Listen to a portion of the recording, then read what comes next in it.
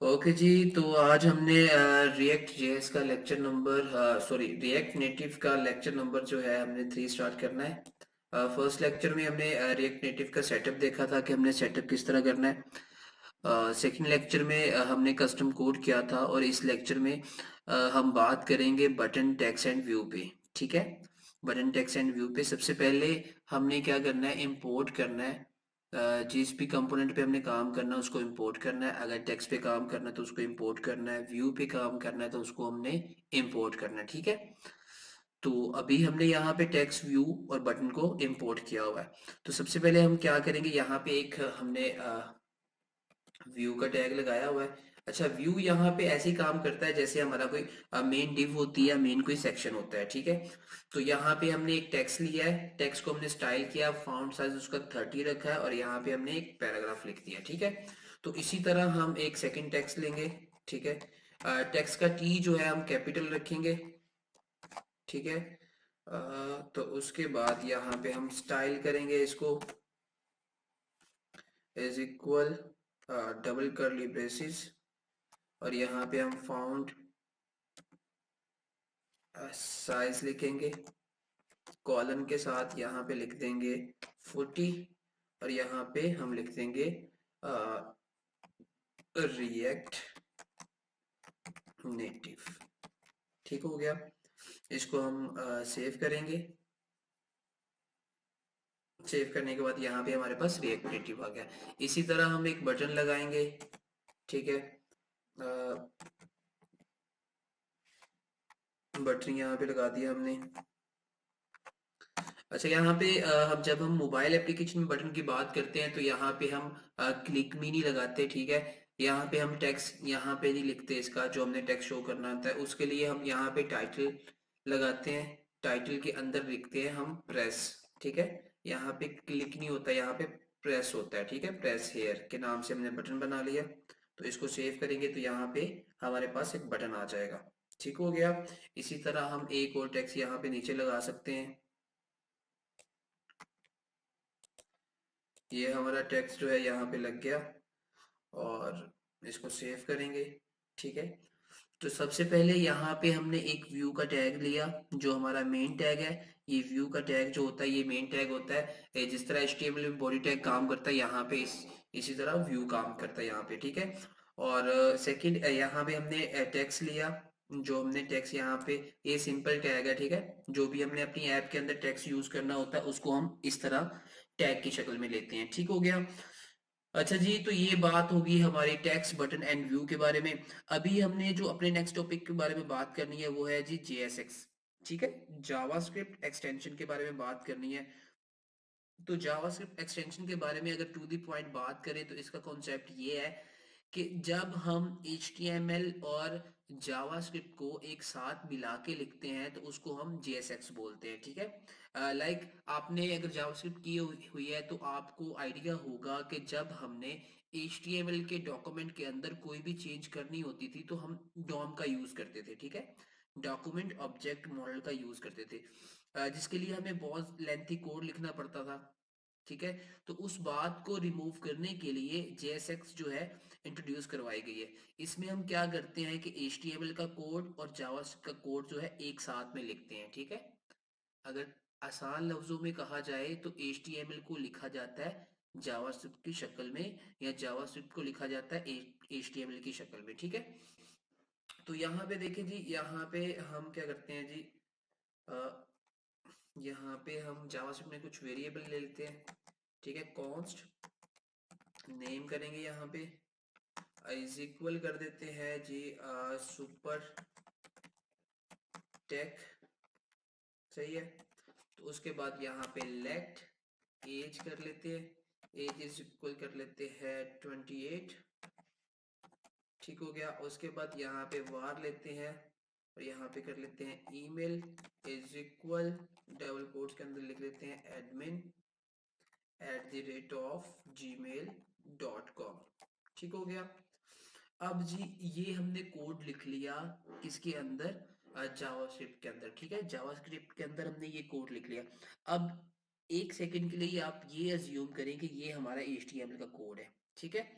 अब इस HTML के कोड के अंदर हमने ये जावा को लिखना है, ठीक है। और जिस टेक्निक से हम इसको इसमें ऐड करेंगे उसी टेक्निक को हम JSX बोलते हैं, जावास्क्रिप्ट एक्सटेंशन बोलते हैं या जावास्क्रिप्ट XML बोलते हैं, ठीक है। तो अब हम क्या करेंगे, यहां से हम इस टेक्स्ट को रिमूव करके यहाँ पे कर्ली ब्रेसिस लगाएंगे, ठीक है। और कर्ली ब्रेसिस के अंदर हम लिखेंगे नेम, ओके।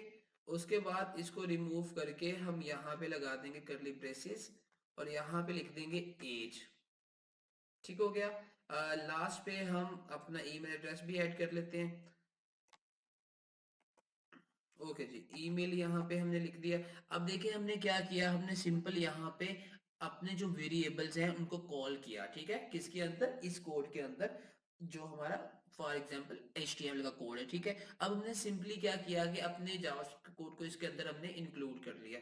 अब हम जैसे ही इसको सेव करेंगे तो हमारा यही कोड जो है हमें यहाँ पे नजर आएगा, ठीक है। रिफ्रेश होने के बाद ये देखें नाम आ गया, एज आ गई और ईमेल एड्रेस आ गया। तो ये टेक्निक जो है, इस टेक्निक को हम जावास्क्रिप्ट बोलते हैं, ठीक है। इस टेक्निक को क्या बोलते हैं, जावास्क्रिप्ट बोलते हैं। तो होप सो कि आपको इसकी समझ आ गई होगी। नेक्स्ट जिस चीज के बारे में हम बात करनी है वो जी है हमारे पास component. Components look like a function but reusable, ठीक है। हम कंपोनेंट्स क्या करते हैं, किसी भी चीज को किसी भी मतलब एक ऐसी आप कह लें कि हम चीज बनाते हैं जिसको हम रीयूज कर सकते हैं। अगर मोबाइल एप्लीकेशन देखें तो मोबाइल एप्लीकेशन के अंदर अगर कोई भी स्क्रीन हमारे सामने होती है, वहां पे जो मेन्यू होता है वो एक कंपोनेंट होता है, ठीक है। उसके बाद कॉन्टेक्ट लिस्ट है वो भी कंपोनेंट है, मतलब कि स्क्रीन पे जो भी हमें नजर आ रहा होता है वो सब कुछ एक कंपोनेंट होता है। वो मुख्तलिफ टाइप डिफरेंट टाइप के कोड से मिलके एक पूरा प्रोसीजर बना होता है, ठीक है, जिसको हम कंपोनेंट बोलते हैं। और कंपोनेंट की टाइप्स जो होती हैं वो दो टाइप्स होती हैं, एक मतलब टाइप्स तो इसकी काफी होती हैं, लेकिन जो नॉर्मली यूज हो रही है function based component and class based component, ठीक है। क्लास बेस्ड कंपोनेंट भी जो है वो ऑलमोस्ट अभी यूज नहीं होते इतने ज्यादा, तो फंक्शन बेस्ड कंपोनेंट यूज होते हैं, ठीक है। तो हम कंपोनेंट को समझने के लिए क्या करेंगे, कंपोनेंट को समझने के लिए हम एक्सटर्नल फाइल बनाएंगे, ठीक है। एक फोल्डर रखेंगे, उसके अंदर हम एक कंपोनेंट को सेट करेंगे, ठीक है। तो जी हम यहाँ पे आते हैं, कोई भी हमने यहाँ पे टास्क परफॉर्म करना है तो वो हम कंपोनेंट्स की मदद से करते हैं, ठीक है। एक कंपोनेंट में बनाते हैं, उसके अंदर एक स्पेसिफिक टाइप का पीस ऑफ कोड लिखते हैं, ठीक है। वो कोड जो है कोई ना कोई टास्क परफॉर्म करता है, ठीक है। तो इसी तरह सारे कंपोनेंट्स, अलग अलग कंपोनेंट्स मिलके जो है एक हमारी एप्लीकेशन को क्रिएट करते हैं, ठीक हो गया। तो अगर हमने बहुत सारे कंपोनेंट्स बनाने हैं तो यहाँ पे ऑलरेडी बहुत सारी फाइल्स है, तो अगर यहाँ पे हम बाहरी फाइल बना देंगे तो यहाँ पे बहुत ज्यादा रश लग जाएगा। तो इसलिए हम क्या करेंगे, हम एक फोल्डर बनाएंगे, उस फोल्डर के अंदर हम अपने सारे कंपोनेंट्स को सेट करेंगे, ठीक हो गया। तो जी हम यहाँ पे एक फोल्डर क्रिएट करते हैं कंपोनेंट्स के नाम का, ओके जी। ये फोल्डर हमारा क्रिएट हो गया। उसके बाद जी हम क्या करेंगे, एक फाइल बनाएंगे। फाइल का नाम रख लेते हैं यूजर यूजर डॉट जेएसएस जे सॉरी जेएस, ठीक है, यूजर डॉट जेएस। ओके जी। अब यहाँ पे हम क्या करेंगे, यहाँ पे सबसे पहले हम इंपोर्ट करेंगे, इंपोर्ट व्यू टेक्स्ट, ठीक है। जो जो चीजें हमने यूज करनी है वो हम यहाँ पे इंपोर्ट कर लेंगे, ठीक है। फिल वक्त हम यही रखते हैं, ठीक है। फ्रॉम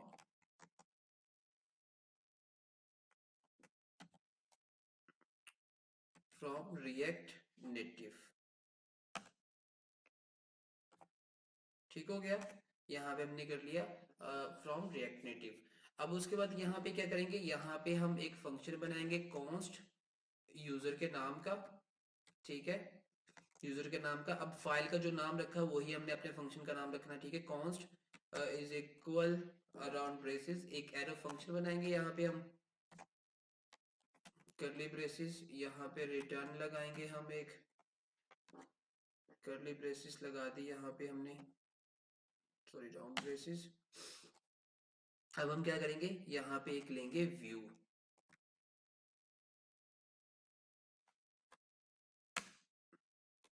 ये व्यू हमारे पास आ गया।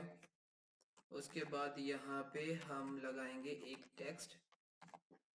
ठीक है, इस टेक्स्ट के अंदर हम क्या लिखेंगे, नेम, यूजर का नाम लिख देंगे। ठीक है, यूजर का नाम हम फॉर एग्जांपल लिख देते हैं अली। ठीक है, यहाँ पे स्टाइल लगा लेते हैं ताकि हम अपने टेक्स्ट को थोड़ा साइज में इंक्रीज कर सकें। और यहाँ पे हम 2 टाइम्स कर्ली ब्रेसेस लगाएंगे। ठीक है, यहाँ पे लिखेंगे फॉन्ट साइज, फॉन्ट साइज लिखेंगे कॉलन, यहाँ पे कर देंगे हम 30 कर देते हैं। ठीक हो गया। उसके बाद हम इसको यहाँ से कॉपी करेंगे। कॉपी करने के बाद नीचे हम पेस्ट करेंगे। पेस्ट करके यहाँ पे हम लिख देंगे एज। एज हम कर देते हैं जी 30। उसके बाद यहाँ पे जी हम एक और बार कर देते हैं और यहाँ पे हम लिख देते हैं उसकी qualification.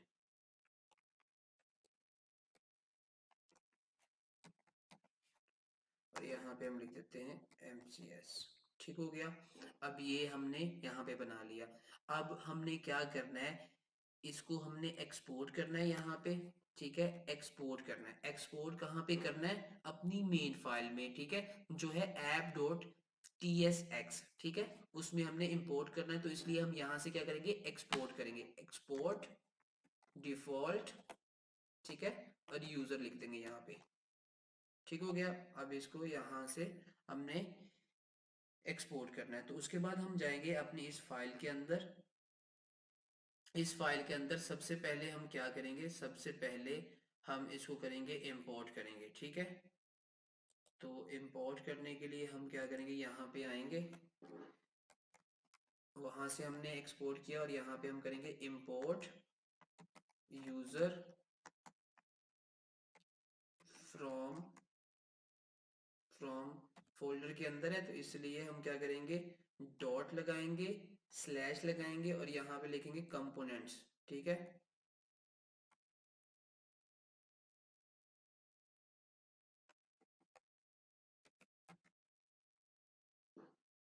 Components, user from components. ठीक है, इसको हम जरा नीचे कर लेते हैं।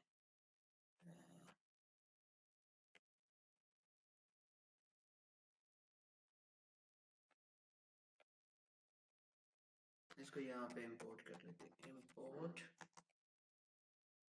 Import from import user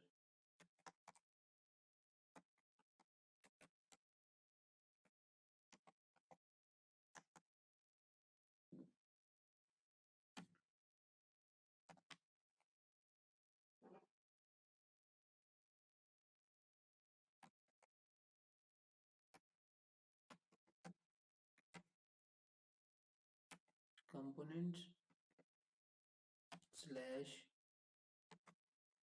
user.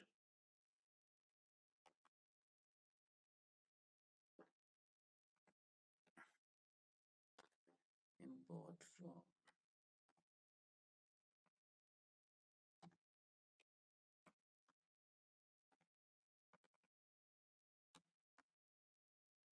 Trigger क्यों नहीं हो रहा है, यहाँ पे हमने स्मॉल में लिखा है। Component, okay, done. कंपोनेंट्स यहाँ पे आना चाहिए था, इसको तो क्यों नहीं आ रहा है, एक मिनट। यूजर फ्रॉम, ठीक है, अब इसको यहाँ पे हम, हाँ ठीक है, यहाँ पे हम इसको कॉल करेंगे तो ये आ जाएगा यहाँ पे। तो यहाँ पे हम इसको कॉल करेंगे यूजर, ठीक है, स्लैश, और ये ऐसे। अच्छा जी, यहाँ पे क्या आ रहा है हमारे पास अभी फिल वक्त, ओके, ये किस चीज़ का एरर है, एक मिनट अभी इसको देख लेते हैं।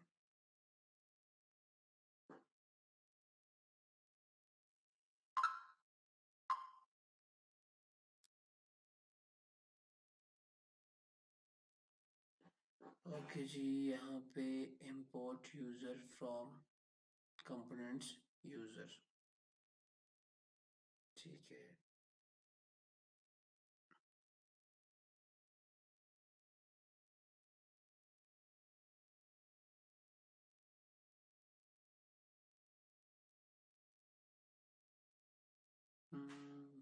ठीक, ओके। यहाँ पे सेमीकोलन।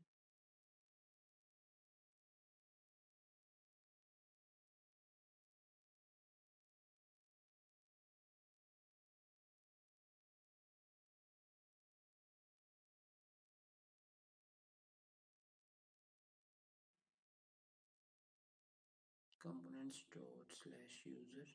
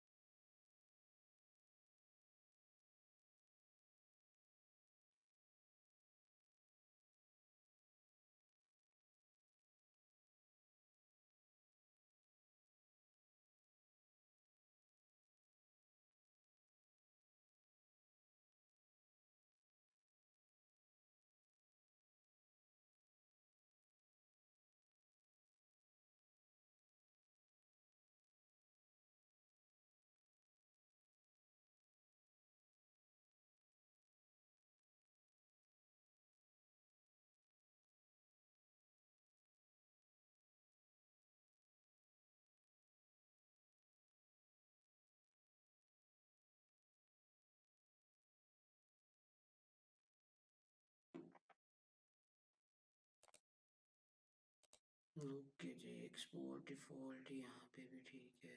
रिएक्ट नेटिव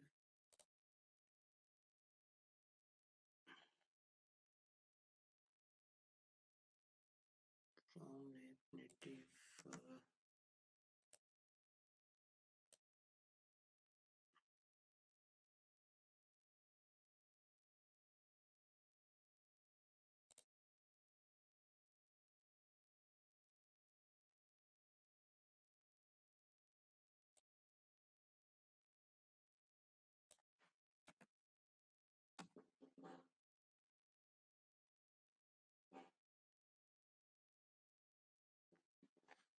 एक मिनट, ठीक है, हमें बना हुआ है।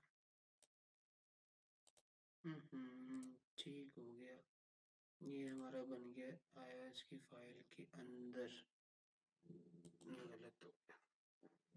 तो यहाँ पे डॉट स्लैश लगाएंगे iOS slash components slash user. Okay जी, ठीक हो गया। इसको सेव करते हैं, इसको भी सेव करते हैं।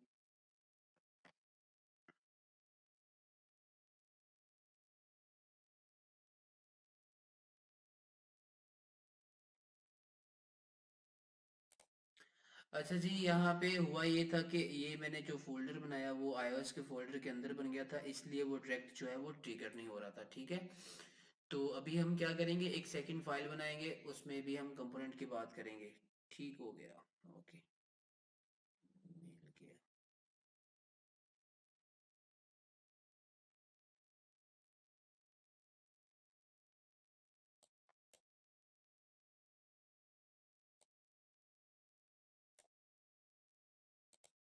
नोड मॉड्यूल वाली फाइल को बंद करो।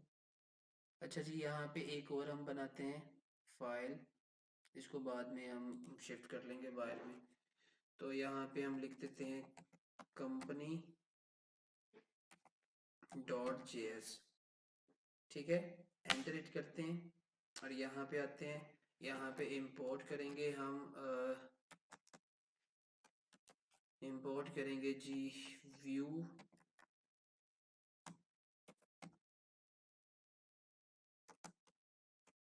व्यू के बाद टेक्स्ट। ठीक है, फ्रॉम रिएक्ट नेटिव। ठीक है, उसके बाद यहाँ पे हम एक एरो फंक्शन बनाएंगे, कॉन्स्ट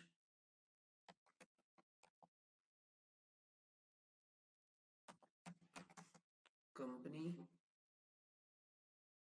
ठीक है, is equal round precious, arrow function बना दिया हमने। और यहाँ पे हम लगाएंगे रिटर्न, रिटर्न के बाद लगाएंगे राउंड ब्रेसेस।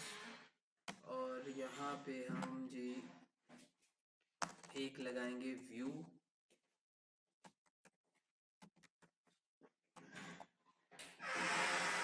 व्यू के बाद यहाँ पे हम लगाएंगे टेक्स्ट, ठीक है। और टेक्स्ट में लिखेंगे कंपनी का नाम, ठीक है। यहाँ पे लिख देते हैं सी नेम, कॉलन लगाते हैं और यहाँ पे लिख देते हैं सुपर टेक, ओके। यहाँ पे हम लिख देते हैं जी सॉरी, यहाँ पे इसका स्टाइल भी लगा लेते हैं, स्टाइल इज इक्वल, यहाँ पे लिखेंगे फाउंट साइज कॉलन 30। इसको कॉपी करते हैं और यहाँ पे हम जो है सर्विसेज लिख देते हैं। सर्विस में लिख देते हैं जी कंपनी सर्विस, और यहाँ पे लिख देते हैं ऐप डेवलपमेंट, ठीक है।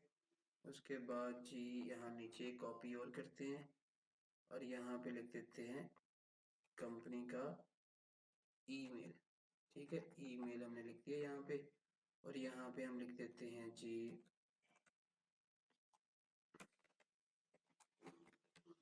supertech@gmail.com, ठीक है। तो ये हमने लिख दिया। अब इस कंपोनेंट को क्या करेंगे, हम एक्सपोर्ट करेंगे, एक्सपोर्ट डिफॉल्ट, ठीक है। एक्सपोर्ट डिफॉल्ट करने के बाद हम अपने कंपोनेंट का जो नाम है वो लिखेंगे यहाँ पे, ठीक है। उसके बाद ये एक्सपोर्ट कर लिया और अपनी इस app.tsx में जाके हम इसको इंपोर्ट करेंगे। तो इंपोर्ट करने के लिए हम यहाँ पे आ जाएंगे, इंपोर्ट, उसके बाद कंपनी, ठीक है। ये खुद ब खुद यहाँ पे ट्रिगर हो गया है। उसके बाद यहाँ पे नीचे आके जी हम क्या कर लेंगे, इसको यहाँ पे कॉल कर लेंगे, ठीक हो गया जी। यहाँ पे ऐसे,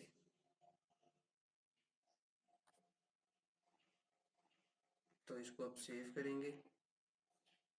सेव करने के बाद अपनी इस फाइल को भी हम सेव कर देते हैं,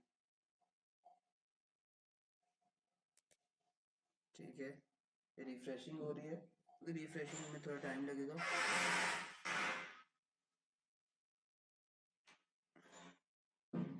ओके जी, ये हमारे सेकंड कंपोनेंट का भी यहाँ पे डेटा जो है यहाँ पे आ गया है, ठीक हो गया। तो अब हमने क्या करना है कि अब हमने एक बटन लगाना है और बटन का कलर हम किस तरह चेंज करते हैं वो हमने देखना है, ठीक है। तो यहाँ पे हम क्या करेंगे, एक बटन लगाते हैं। फॉर एग्जांपल ये बटन लिया मैंने, बटन, ठीक है। इसको हम सेल्फ क्लोज भी कर सकते हैं, मतलब कि हम इसको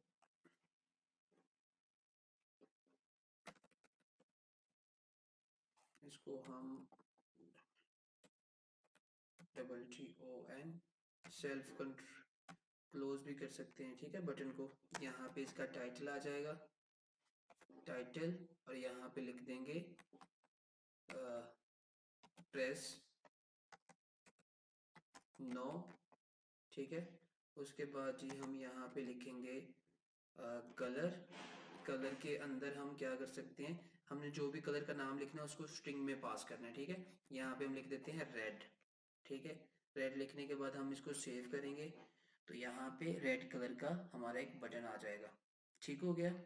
तो यहाँ पे देखें जी हमारा रेड कलर का एक बटन आ गया। इसको हम इनके दरमियान में कर देते हैं ताकि इनके दरमियान में हमारा बटन आ जाए। ओके जी, इसको कलर इसका ग्रीन करना चाहते हैं तो हम ग्रीन कर सकते हैं, यहाँ पे कोई इशू नहीं है, ठीक है। तो इसको सेव करते हैं, तो ये हमारा कलर जो है वो चेंज हो जाएगा, ठीक है।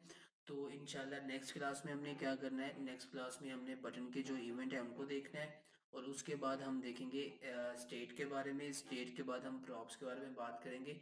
इंशाल्लाह ये कल के लेक्चर में हम ये सारी चीज़ें क्लियर करेंगे। ओके, तो आज हमने बात की सबसे पहले टेक्स्ट व्यू बटन के बारे में, फिर हमने बात की JSX के बारे में, फिर हमने ये देखा कंपोनेंट्स किस तरह बनाते हैं, उनको इंपोर्ट किस तरह करते हैं, एक्सपोर्ट